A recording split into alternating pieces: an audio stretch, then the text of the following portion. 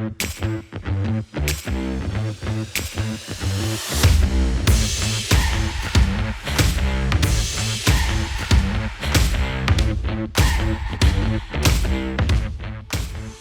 we talk about flat roofs, then the mounting system, especially the base rail, receives a building protection mat underneath.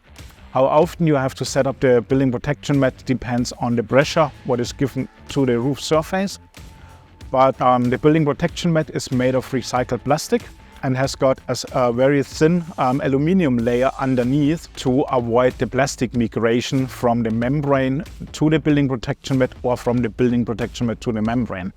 And also for the installer, they should put some building protection mats on the roof during the installation on a flat roof.